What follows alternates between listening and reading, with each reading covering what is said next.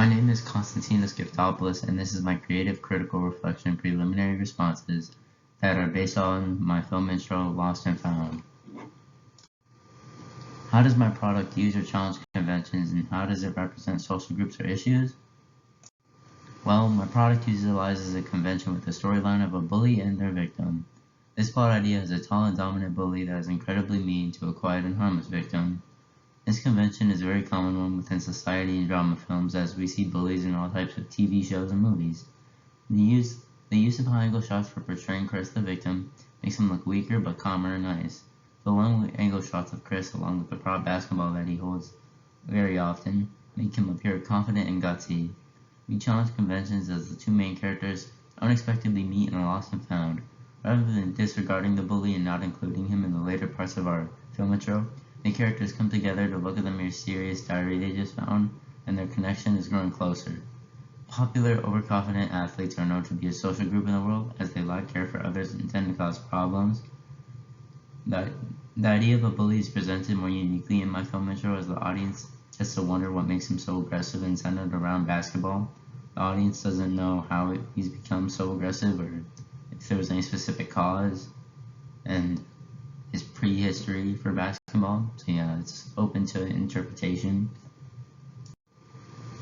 How does my product engage with audiences, and how would it be distributed as a real media text?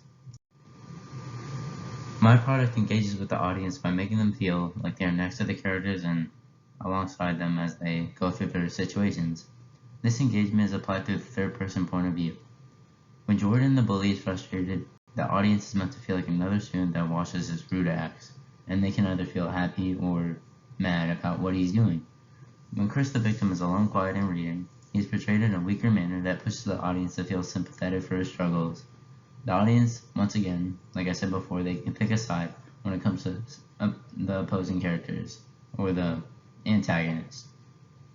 The product would be distributed as a real media text through online platforms such as YouTube, which I'm using to post my clips, and streaming services that can include the CW and other drama channels that are known for distributing drama films and films that have a greater emotional effect on the audience. How has my production skills developed throughout this project? My production skills developed massively throughout this project. When I first started to produce this, I had very little knowledge about film production. Now I know how to adjust mise-en-scene and include different elements when making a production. This can be things from different shots and lighting types to props and music sounds that I included. When it comes to pre-production, I know how to pre-plan the scenes that I will film, and I am aware that communication is key for success. Thinking about the production in advance makes the process a lot simpler. When I'm producing, I know that acting and camera methods that can be included to make a larger emotional effect on the audience. This can be a happier or sadder effect. When it comes to editing, I've learned how to use an editing software, Adobe Express specifically. After hours of moving around clips, I've learned that adding this to my video is not complicated, and the product appears refined and much more intriguing for the audience to watch.